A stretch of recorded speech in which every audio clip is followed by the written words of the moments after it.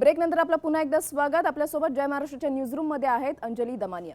दमानिया जी, तुम्ही आतापर्यंत जेवढे प्रश्न विचारले गेले थेट प्रश्नांना तुम्ही थेट उत्तर देण्याचा या ठिकाणी प्रयत्न केलेला आहे। मगाशी जसा एक मुद्दा चर्चेला आलेला होता की अनेक मुद्दे असे आहेत ती प्रकरणं तुम्ही बाहेर काढली, मात्र ही प्रकरणं जी आहे ती हायजॅक केली गेली। मात्र असं का? मग याच्या पुढे तुमच्याकडून का पाठपुरावा का केला गेला नाही? नाही, पाठपुरावा पूर्णपणे करते। पण आता से फॉर एक्झाम्पल हे जे अजित पवारांचं आपण बोललात की किरीट सोमय्या ते नंतर घेतात, पण आता मी जर पेपर सगळ्यांकडे पाठवले, 5 ठिकाणी पाठवले, गव्हर्नर, मुख्यमंत्री, अँटी करप्शन ब्युरो, ईडी, आणि जर इथून जर माहिती कोणाला दिली गेली तर मी काहीच करू शकत नाही।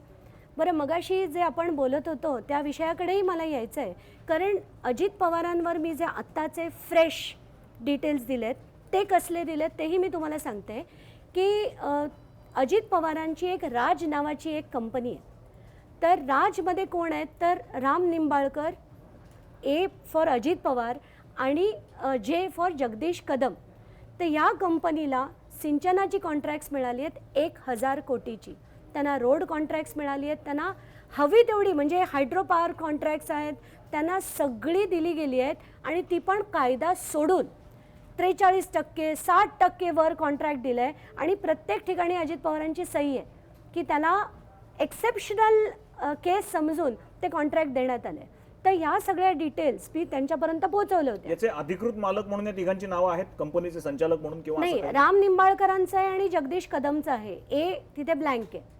पण रामराजे निंबाळकर कोण? नाही, रामराजे निंबाळकर नाही आहेत, रामराजे निंबाळकरांचे ते काहीतरी डिस्टंट रिलेटिव्ह लागतात असं मी तिकडच्या एरियातनं फाइंड आउट करण्याचा जेव्हा प्रयत्न केला, तर या राज नावाच्या कंपनीला 5 इरिगेशन कॉर्पोरेशन आहेत, त्यापैकी 4 इरिगेशन कॉर्पोरेशनची सगळी धरणांची कॉन्ट्रॅक्ट्स मिळाली होती। पण अजित पवारांचा थेट संबंध आहे असं कसं म्हणता येईल? तेच मी तुम्हाला सांगते। जगदीश कदम हे त्यांचे सख्खा मामे भाऊ, अगदी अजित पवारांना बाजूला सोडून द्या, या राज नावाच्या कंपनीत त्यांची मामी सुद्धा डायरेक्टर आहे, आणि मामीला आणि मामे भावाच्या कंपनीला जर तुम्ही 1000 कोटीची कॉन्ट्रॅक्ट्स देता, कोणी म्हणेल ते सिव्हिल इंजिनियर आहेत, मग त्यांना दिली तर काय चूक केलं?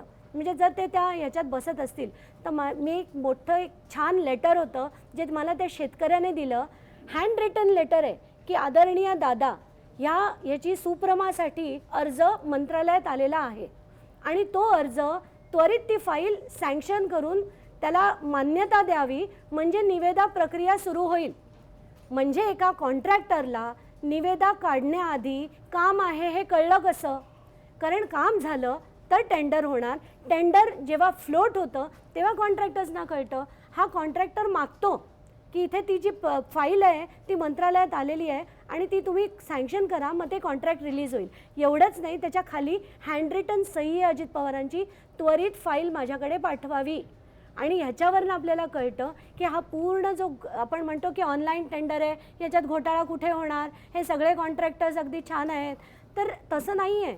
कसं असतं, 4 जण आहेत ते तुम्ही कुठल्या लीगल एजन्सीजकडे दिलेत का? नाही, हे सगळ्याच या 5 एजन्सीजकडे दिले। हे 5 एजन्सीज तुम्ही जे म्हणताय ते राज्यपालांपासून मुख्यमंत्री, पण ज्याला आपण इन्व्हेस्टिगेटिंग एजन्सीज म्हणतो, अँटी करप्शन ब्युरो, दोन्ही ना दिलेले आहेत। आणि एवढंच नाही, ते हे आरटीआय खाली काढलेले आहेत, म्हणजे तेही चुकीचे असण्याचाही कुठेही संभव नाही आहे। तर बेसिकली हा सिंचन घोटाळा झाला कसा? 5 कॉन्ट्रॅक्टर असतील, ते आपापसात ठरवतात हे तू बांधायचं, हे मी व्हॉटेवर, आणि हे जातात सरकारकडे की आम्हाला ही धरणं बांधायची आहेत, आणि त्यांचं आपापसात ठरलेलं असतं। एकच माणूस सगळ्यांचे EMDचे चेक्स भरतो आणि ते कॉन्ट्रॅक्ट स्वतः मिळवतो, आणि बाकीचे त्या टेंडरमध्ये त्यांचं ठरलेलं असतं की 0.1%, 0.2% आपण कुठे कसे फिरवायचे, आणि हे सगळं झाल्यावर ते सिंचनाचं कॉन्ट्रॅक्ट त्याला मिळतं, आणि आपल्याला असं वाटतं ऑनलाईन टेंडर आहे, त्यात काय चुकीचं होणार? पण हे जेव्हा आम्ही दाखवलं आहे की 30 सेकंदात, त्याच्या IP ॲड्रेसवरनं आम्ही दाखवले 30 सेकंदात ही कॉन्ट्रॅक्ट जर दिली गेली असतील तर ती कशी दिली गेली? अंजली, एक प्रश्न असा आहे की ज्या प्रकारे तुम्ही म्हणताय की तुम्ही देवेंद्र फडणवीसांना MLA असताना काही कागदपत्र दिली होती, त्यांनी विधानसभेत मुद्दा उपस्थित केला, आता देवेंद्र फडणवीस मुख्यमंत्री आहेत आणि केंद्रामध्ये नरेंद्र मोदी, शरद पवारांसोबत दोघांचेही संबंध हे चांगले मानले जातात। मोदी बारामतीलाही बऱ्याच वेळेला येऊन गेले, अरुण जेटली येऊन गेले, हे सगळं पॉलिटिकल इक्वेशन असताना अजित पवार असू दे, सुनील तटकरे असू दे, यांच्यावर खरंच हे सरकार कारवाई करेल असं तुम्हाला वाटतं का? मला अजिबात वाटत नाही आहे, खरंच सांगते। कारण जेव्हा शरद पवार तिकडे गेले, म्हणजे मोदी जेव्हा बारामतीला गेले आणि म्हणाले की मी यांना आठवड्यातनं 2-3 वेळा फोन करतो आणि जेटली तर तिथे राहिले सुद्धा, तेव्हा असं वाटतं हे काय लढणार आणि काय यांना अरेस्ट करणार, सगळं फक्त आपल्यासारख्या लोकांसाठी आहे ते.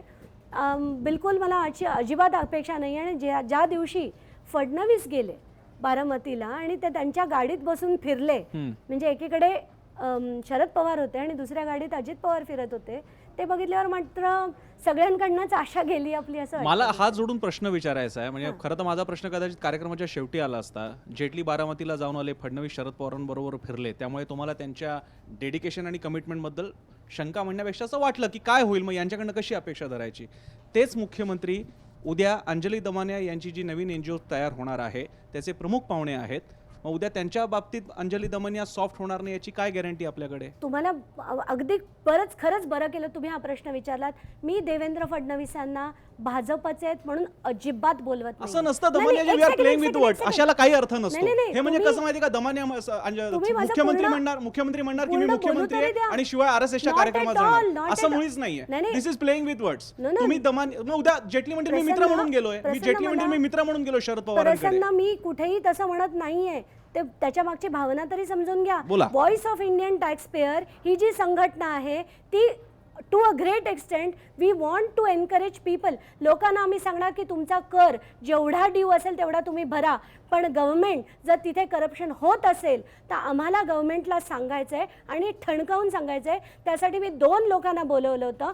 एक अनुराधा भाटिया ज्या प्रिन्सिपल कमिशनर IT होत्या आणि मुख्यमंत्र्यांना, त्या दोघांना ॲज अ गव्हर्नमेंट रिप्रेझेंटेटिव्ह बोलवलं होतं. ते का तेही मी तुम्हाला सांगते की आम्हाला VIT जसं तुम्ही CIIचं ऐकता, जसं तुम्ही फिक्कीचं ऐकता, ॲसोकॅमचं ऐकता बजेटच्या आधी, लोकांचं कोण ऐकणार हा प्रश्न आम्ही सगळे त्यांना विचारणार आहोत. आणि आमच्या VITला तुम्ही आणि सेंटर यांनीही ऐकावं आणि तुमच्या विरुद्धच्या सगळ्या जेवढ्या तुमचे नेते असतील, तुम्ही स्वतः सुद्धा असाल, we will fight it against you.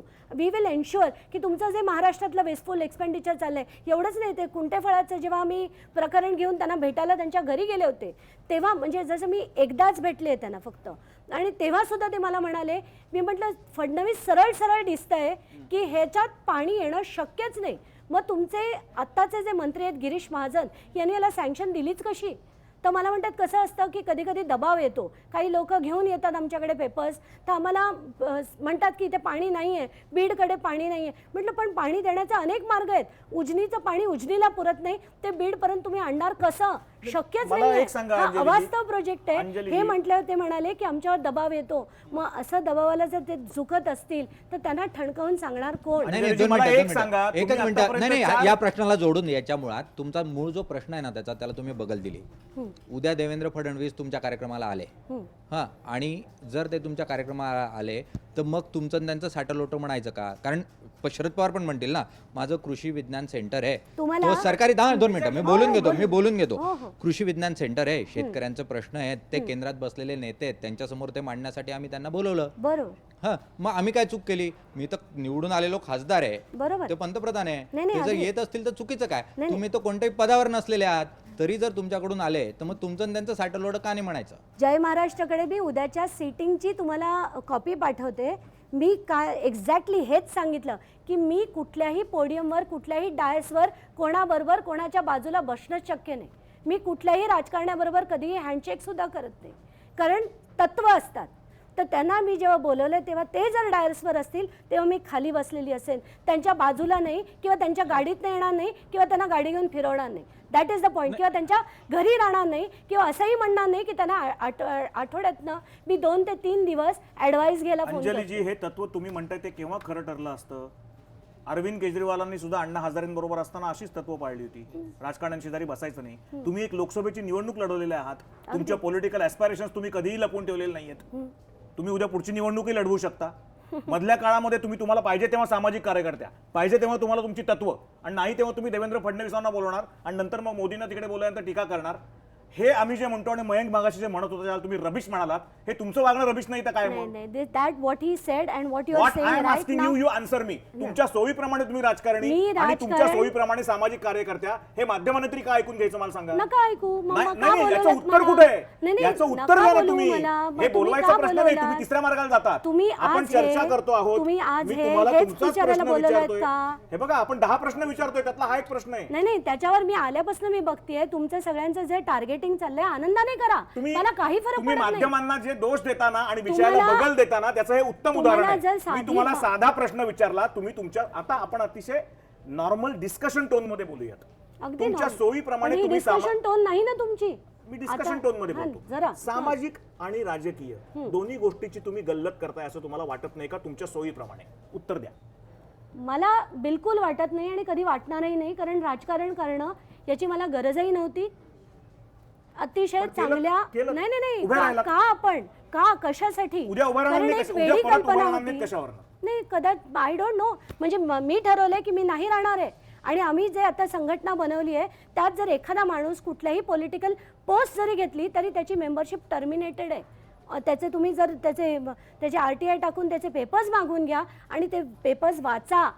हेच करण्यासाठी की कुठल्याही पॉलिटिकल पार्टीनी जसा इंडिया अगेन्स्ट करप्शनचा वापर झाला तसा कुठल्याही मूवमेंटचा कोणीही वापर करू नये. कारण भाजपनी काँग्रेसच्या विरोधात जी इंडिया अगेन्स्ट करप्शनचा वापर केला मान्य, तसं मान्य, कधीही ही होऊ नये. तुमची भूमिका मान्य. मग मला आता एक साधं लॉजिकल उत्तर द्या. तुम्ही ज्या इंडिया अगेन्स्ट करप्शन मधून आम आदमी पार्टी जवळ गेलात, तिथे गेल्यानंतर तुम्हीच तुमच्या तोंडाने हॉर्स ट्रेडिंगचे आरोप केलेत. हा तुम्ही ऐका तो ऐका मगाशी ऐका विषय ऐका माझा म्हणालात. प्रश्न पूर्ण करू देत. तिथून ते तुम्ही राजीनामा दिलात त्याच्या निषेधार्थ. तिथूच तुम्ही भावनावश झालात. तुम्ही त्याच दिवशी तो राजीनामा मागे घेतलात. नाही नाही मागे नाही घेतलाय मी. आम आदमी पार्टीतनं बाहेर आहे. नाही, तुम्ही बाहेर असाल पण तुमच्या मागे घेण्याची घोषणा झाली होती आणि ती माध्यमांमध्ये त्या दिवशी आलेली चुकीची होती. आहे तुमची If I'm wrong, anybody can correct me. No it is wrong. Let me tell you on the channel it is wrong. You please verify that. I have not taken it back at all at all. तुम्ही आता आम आदमी पार्टीच्या कुठल्याही गोष्टी संबंधित नाही आहात. कुठच्याही गोष्टीशी संबंधित नाहीये. प्रायमरी मेंबर सुद्धा नाहीये. बरं, ठीक आहे. नाही आणि तुम्ही जो हॉर्स ट्रेडिंग बद्दल म्हणालात ना त्याचंही मी तुम्हाला क्लॅरिफाय करते. मी एका हॉटेलमध्ये बसून सिझलर खात होते जेव्हा मला फोन आला की अरविंद केजरीवालांची अशी स्टिंग आता रिलीज झाली आहे. तेव्हा मी ती स्टिंग मी म्हटलं मला पाठवा, मला बघायची आहे. जेव्हा व्हॉट्सॲपवर ती स्टिंग आली त्याच्यावर जे लिहिलेलं होतं की Arvind Kejriwal doing horse trading with Congress MLAs, ती मी ट्विट केली.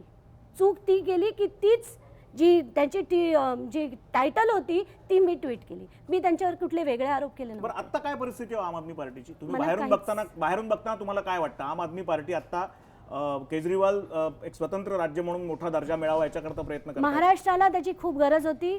ती पार्टी आली असती तर खूप बरं झालं असतं. इकडचं राजकारण बरंचसं बदलता आलं असतं पण आता ते बदलताना मला दिसत नाहीये. एवढंच मी सांगते. पण पुन्हा तुम्ही ऐका ना. भविष्य काळात तुम्ही आम आदमी पार्टीच्या मला जवळ ऐका ना. जाण्याची काही नाही शक्यता? कुठचीही शक्यता नाही. मी याच्या पुढे कुठल्याही पार्टीत कधीही जाणार नाही. ज्या दिवशी मी आम आदमी पार्टी सोडली अगदी राष्ट्रवादीपासून सगळ्या पक्षांचे फोन आले. मी एकही पक्षात कधीही जाणार नाही. तुम्हाला राष्ट्रवादीने कारण ऑफर दिली होती? प्रत्येक मी तुम्हाला तुम्हाला राष्ट्रवादीने ऑफर दिली होती? RBI राष्ट्रवादी कोणी दिली होती सगळ्या राष्ट्रवादीमध्ये ऑफर? तुम्हाला मी फोन दाखवेन नंतर. अजितदादा त्याचे. पवारांनी दिली नाही होती? नाही नाही. काय तुम्ही नाही, विचारतोय मी थट्टा तुम्हाला. करू नका. अरे, विचारतोय मी तुम्हाला. Let us have some constructive talk otherwise there is no use. राष्ट्रवादीने ज्यांनी तुमच्यावर ज्या राष्ट्रवादीचे त्यांची नवा हिंमत कशी झाली मला हेच वाटलं. मग म्हणून तर सांगा तर तुम्हाला खरं, या म्हणूनच निमित्तानं सांगते. सांगा, ही खूप मोठं रिव्हिलेशन नाही नाही, हे ठरेल. मी तुम्हाला मुद्दाम म्हणूनच सांगते की सगळ्या पक्षांचे फोन आले. झाडून सगळ्या. हे नवा मलिकांसाठी हा मोठा टोला आहे. त्यांना कळलं पाहिजे की त्यांचा पक्ष तुम्हाला कॉन्टॅक्ट करतोय जॉईन करण्यासाठी. त्यांच्यासारख्या व्यक्तीशी मला बोलण्याची सुद्धा इच्छा नाही नाही. पण आमच्या दृष्टीने महत्वाचं हे आहे की चांगुलपणा आहे तुमचा, तुम्ही तिकडे गेला नाही पण त्या सगळ्यांनी तुम्हाला ऑफर दिली म्हणजे त्या सगळ्यांना तुमची गरज वाटली. नाही हे प्रत्येक महत्वाचं आहे. पक्षाचे त्यांना काही इकडनं लोक तिकडे उड्या मारत असतात. या पण मारत असतील अशी त्यांची अपेक्षा पण असते. मग मला अंजली, सांगा, तुम्ही कुठल्याच पक्षाचं जाणार नसाल तर तुम्हाला म्हणूनच फक्त तर आम्ही- ऐका ना, फक्त सोशल ऍक्टिव्हिटीजच्या द्वारे तुम्ही यांना टॅकल करू शकत नाही अशा प्रकारचं मगाचं एक थोडंसं निराशाजनक विधान तुमचं आलं होतं. त्याच्या कन्सिस्टन्सी मध्ये मग नाही तुम्ही नाही कशा परत एकदा मला सांगा काय तुम्ही म्हणाला. मगाशी जे बोलताना दुसऱ्या प्रश्नाच्या एका म्हणाला होतात की हे लोक त्यांच्याबरोबर दिसतात यांच्याबरोबर दिसतात म्हणजे फडणवीस आणि पवार किंवा मोदी आणि पवार एकत्र दिसतात, तेव्हा मग आपल्याला असं वाटतं की या प्रश्नांचं काय होणार असं तुम्ही मगाशी म्हणालात. मग तुम्हाला असं वाटतं की एक सोशल ऑर्गनायझेशन म्हणून तुम्ही या प्रश्नांची नाही तड लावू आता शकाल? याच्याकडे अतिशय गांभीर्याने बघूया आपण. मोदींचं वक्तव्य काय होतं? मोदी म्हणाले की मी शरद पवारांना आठवड्यातनं 2 ते 3 वेळा ॲडवाईससाठी फोन करतो. शरद पवारांकडनं मोदी आठवड्यातनं 2 ते 3 वेळा कसली ॲडवाईस घेतात आणि मोदींना त्या ॲडवाईसची गरज आहे का? आज ते पण मोठे सीझन्ड पॉलिटिशियन आहेत, त्यांना त्या ॲडवाईसची गरज आहे का? कसली ॲडवाईस घेतात आणि लोकांना काय सांगता? आणि एकीकडे जे फडणवीस आत्तापर्यंत म्हणत होते की मी अजित पवारांना आणि तटकरेंना जेलमध्ये टाकीन, अशा जेलमध्ये टाकणाऱ्या व्यक्तीबरोबर ते त्या गाडीतनं फिरू कसे शकतात? भाजपचे नेते अजूनही म्हणतात किरीट सोमय्यांसारखे की आम्ही जेलमध्ये टाकणार आहोत, कॅलेंडरच देतात नाही, ते. टाकू देत ना, आनंद आहे. ज्या दिवशी जातील तुम्हाला सगळ्यांना पार्टी माझ्याकडनं. अंजलीजी, तुम्ही जे सामाजिक कार्य करताय त्याचा पूर्ण आदर. निश्चितपणे वेगळी वाट चोखंद झाली, त्याला तुम्हाला त्रास होणार, तो त्रास होतोय.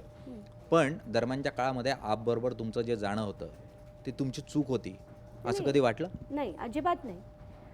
कारण इंडिया अगेन्स्ट करप्शनमधनं ती पार्टी निर्माण झाली होती. आमच्यापैकी कोणीही राजकारण करायचं म्हणून इंडिया अगेन्स्ट करप्शनमध्ये पण नव्हतं आलो आणि आपमध्येही नव्हतं आलो. त्यामुळे त्यात मला कुठेही चूक वाटत नाही. मला असं वाटतं की कदाचित राजकारणासाठी मी फिट नाही आहे म्हणून मी नाही, तुम्हाला- बाहेर ॲज अन ॲक्टिव्हिस्ट राहिलेलं जास्त नाही, बरं. तुम्हाला अरविंद केजरीवालांसारख्या माणसाच्या पार्टीचे महाराष्ट्राचे कन्व्हेनर म्हणून आम्ही आमच्या डिस्कशन्समध्ये बोलवायचो, तुम्ही यायचात त्यावेळेला. तुम्हाला अरविंद केजरीवालांना ओळखण्यातच तुमची चूक झाली असं वाटतं? अजिबात नाही. अजूनही मी म्हणते की अरविंद स्वतः जे आहेत integrity wise he is good. त्यांची चूक जी झाली होती त्या काँग्रेसच्या लोकांबरोबर ते परत बोलले, ही त्यांची चूक होती.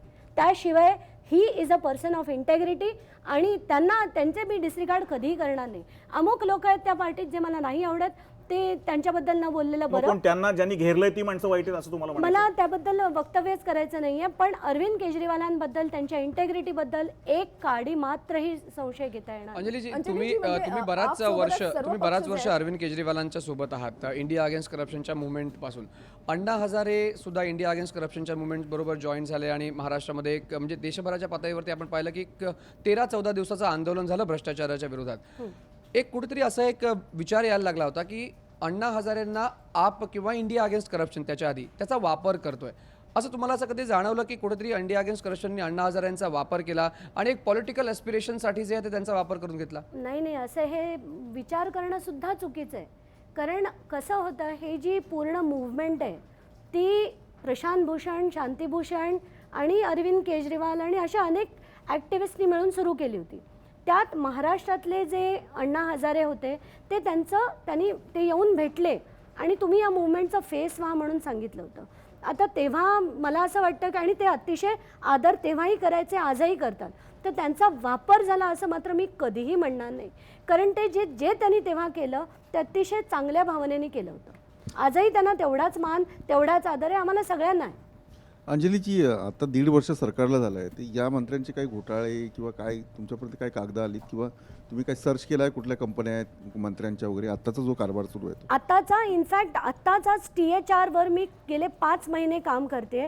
THRची जी कॉन्ट्रॅक्ट्स दिली जात आहेत आता पंकजा मुंडेंच्या सरकारला, इनफॅक्ट मी परवा माझ्या एका ट्विटवर त्यांनी मला फोनही केला की मला तुम्हाला भेटायचं आहे. कारण THR या जी पूर्ण ICDSची स्कीम आहे ती 15,000 कोटी वार्षिक त्याच्यावर खर्च आहे. महाराष्ट्रात त्याच्यात सगळ्या कॉन्ट्रॅक्टर्सना नको तेवढी टेंडर्स देतात. हे जेव्हा काही लोक माझ्याकडे पेपर घेऊन आले त्याचा गेला मी 5 महिने डिटेल्ड अभ्यास केला. म्हणजे हे लोक कोण, त्यांच्या कंपन्या काय, त्यांचे व्यवहार काय, इतर कामधंदे करतात, सगळं जेव्हा शोधून काढलं तेव्हा याच्यातनं सरळ असं दिसतंय की हा जो आत्ताचं जे टेंडर फ्लोट होतं आहे, जे आता 6 जूनला मला वाटतं त्याची औरंगाबाद हायकोर्टात डेट आहे, तर that is another big fraud. तर चिकी घोटाळ्यानंतरचा हा खूप मोठा घोटाळा आहे आणि त्याच्यासाठी मी त्यांना वॉर्निंग देऊन आले की जोपर्यंत तुम्ही स्टेट ओन्ड सेंटर्स नाही उघडत, पत्र मी तुम्हाला हवं असेल ना मेल करते, तुम्ही THR बनवायला तुम्हाला प्रायव्हेट कमर्शियल कॉन्ट्रॅक्टर्स कशाला हवेत? मध्य प्रदेशने जसं स्टेट ओन्ड युनिट सुरू केले तसं महाराष्ट्र का करू शकत नाही? आणि तोपर्यंत home cooked, hot cooked meals ज्या आहेत त्या या लोकांना देण्यात याव्या. कारण THRची भावना कशी आहे की ॲक्च्युली जे अतिशय 6 महिने ते 3 वर्षाच्या वयोगटातली मुलं आणि लॅक्टेटिंग आणि प्रेग्नंट बायका ह्या मॅलनरिश होऊ नये म्हणून त्यांना देणारा तो आहार आहे. त्यात जर कमर्शियल कॉन्ट्रॅक्टर आलेत तर ते तिकडे येऊन काही फार काही दानधर्म करणार नाही आहेत, तर त्यातनं पैसेच काढण्याचे धंदे करणार आहेत. तर त्याच्यासाठी मी त्यांना विनंती केली होती की तुम्ही एक जसे तुमचं अंगणवाडी आहे तिथे एक मदतनीस असते, तिच्याबरोबर आणि एक मदतनीस द्या आणि हॉट कुक्ड मील्स द्या त्यांना. तर आता जसं अमरावतीत काय केलं क्वांटम गेलं ते. घोटाळ्याचा किती असेल साधारणतः? आता जवळजवळ जो आहे तर एक वर्षाचं 950 कोटीचं मागच्या वर्षीचं होतं. यावर्षी it is expected to be about 1200 कोटी आणि 7 वर्षाचं कॉन्ट्रॅक्ट दिलं जातं एकत्र. आणि त्यात तुम्ही क्लॉजेस बघितलेत तर जसं नाशिक जिल्ह्यात आता 38.9 क्रोर्सची टोटल साईज आहे. म्हणजे ते 2 मिनिटात मी THRचं स्कॅम काय तेही सांगते तुम्हाला. THRमध्ये आधी कसं होतं की 543 ब्लॉक्स होते. म्हणजे सुप्रीम कोर्टाने त्याच्यावर जजमेंट दिलं आहे की डिसेंट्रलाइज करा या प्रोसेसला. महिला बचत गटांना, सेल्फ हेल्प ग्रुपला, महिला मंडळांना याच्यात घ्या म्हणून ते 543 ब्लॉक्स होते. आत्ताच्या सरकारने काय केलं, हे ब्लॉक्स काढून टाकले आणि 35 जिल्ह्यांच्या अर्बन आणि रुरल असे त्यांची 2 विभागणी केली. आणि त्या विभागणीमुळे 70च टेंडर्स निघत आहेत. आता 70 टेंडरची साईज काय, मिनिमम साईज आहे 7 कोटी, मॅक्सिमम साईज आहे 38.9 क्रोर्स. आणि त्याची क्लॉज त्यांनी रिस्ट्रिक्टिव्ह टेंडरिंग जे आपण म्हणतो त्याची क्लॉज काय घातली आहे की त्याच्या 25% त्यांना एक्सपिरियन्स असायला हवा, त्यांचा टर्नओव्हर असायला हवा. तर आता 38.9 म्हणजे 40 कोटी पकडू, त्याच्या 25% म्हणजे 10 कोटीचा टर्नओव्हर कुठल्या बचत गटाकडे असेल, कुठल्या महिला मंडळाकडे असेल. आणि हे जर नसेल तर मग हे कोणासाठी टेंडर फ्लोट केलं गेलं आहे हे मी सांगायची गरजच नाही आहे. त्यामुळे माझा आणखी एक वेगळा प्रश्न होता की आता इथे तुम्ही मयंकशी बोलत होतात किंवा सबिरन सरांशी बोलत होतात, निलेशशी बोलत होतात, तुम्ही नवागमरशी बोलता, चर्चेमध्ये अनेकांशी सचिन सावंत असेल किंवा हे असेल. अंजली दमानिया जी, मला हे सांगा की एखादी लढाई लढताना जो संयम हवा असतो तो तुमच्याकडे दिसत नाही असं वाटतं. आणि त्या संयमामुळेच किरीट सोमय्या तर कॅलेंडर देतात, म्हणजे या तारखेला हे होणार, त्या तारखेला ते होणार. आणि तुमची फाईल जे मुख्यमंत्री फडणवीसांना तुम्ही दिलं होतं ते मुख्यमंत्री पदावर असताना सुद्धा तुम्ही यशस्वी दिसत नाही आहे किंवा चर्चेत नाही आहे. तुमची प्रकरणं आता पुढे येतात असं नाही, आता किरीट सोमय्याची प्रकरणं येतात असं लोकांमध्ये हे आहे. हे असं का होते? तुम्हाला वाटत नाही तुम्ही आणखी संयम पाळला तर तुमची जी मुवमेंट आहे किंवा तुमचं जे काम आहे ते अधिक चांगल्या रीतीने पुढे जाईल? नाही आता ते का होत नाहीये. किरीट सोमय्या ईडीत गेले. नाही, माझा प्रश्न मला एक तुमच्यावर सांगा, आहे एक की खासदार तुम्हाला तुमची स्टाईल थोडी बदलली पाहिजे असं नाही वाटत? नाही, मी जशी आहे तसं आपण स्वभाव कधीच बदलू शकत नाही, मेल्याशिवाय तो जाणार नाही. पण त्यात काही बदल न केलेला बरा. तर मला असं वाटतं की सपोज मला काही काम करायचं असेल आणि मी ते ईडीपर्यंत ACB पर्यंत पोहोचवलं आणि त्याच्यावर PIL केली आहे, तर PILचे निर्णय येईपर्यंत मला वाटी बघावी लागेल. मी काही खासदार नाही आहे किरीट सोमय्यांसारखी की ईडीमध्ये गेल्याबरोबर ईडी मला पुढचं अख्खं टाईम टेबल सांगेल की त्याच्यावर काय ॲक्शन कधी होणार आणि कधी नाही होणार. त्यामुळे ईडी काय करेल, ACB काय करत आहे हे खासदार म्हणून त्यांना ते सांगत असतील, पण मी खासदार नसल्यामुळे ते मला काही सांगत नाहीत. पण याचा अर्थ असा नाही की तो लढा नीट होत नाही आहे. त्या लढ्यासाठी लागणारे प्रत्येक गोष्ट, प्रत्येक डेटा. आज जर मग तुम्ही मला हे जे प्रश्न विचारलेत की तुम्ही डेटा कसा आणता, तर मी तुम्हाला धाड सांगू शकेन की माझा डेटा कुठून येतो. हाच प्रश्न तुम्ही किरीट सोमय्यांना विचारा की तुमचा आलेला डेटा कुठून येतो. बरं, एक वेळ अगदी कमी आहे, शेवटचा प्रश्न. पुढचं टाइम टेबल तुमचं काय? किरीट सोमय्यांचं राहू द्या, तुमचं टाइम टेबल काय आहे भ्रष्टाचाराला वाचा फोडण्याचं? शेवटचा प्रश्न, अगदी थोडे मिनिटं उरलेली. मलाही तेच बरं वाटलं कारण त्या विषयाकडे आलो. आम्ही जी आता उद्याची जी आमचं लॉन्च आहे ते व्हॉइस ऑफ इंडियन टॅक्सपेअर नावाची संस्था आम्ही स्थापन करतोय. ती पूर्ण देशभरात आहे. आत्ताच्या घटकेला काश्मीर, दिल्ली, महाराष्ट्र, गोवा आणि कर्नाटका या 5 ठिकाणून आम्ही सगळे आमचे जे कार्यकर्ते आहेत, जे मला थोडंसं मानतात, ते आमच्याबरोबर आहेत. आणि आम्ही याच्या मागची भावना हीच आहे की आपण कर भरतो. जसं महाराष्ट्रातला जो आता ड्रॉट टॅक्स आहे तो सप्टेंबरपासून फेब्रुवारीपर्यंत होता, पण आता मार्च झाला, एप्रिल झाला, मे झालं, अजूनही तो चालूच आहे. आणि आपण म्हणतो की हा शेतकऱ्यांसाठी जर खरा होता तो शेतकऱ्यांपर्यंत पोचला की नाही. तुम्ही 2 रुपयाच्या ऐवजी 4 रुपये घ्या, त्यांच्यापर्यंत पोचवा.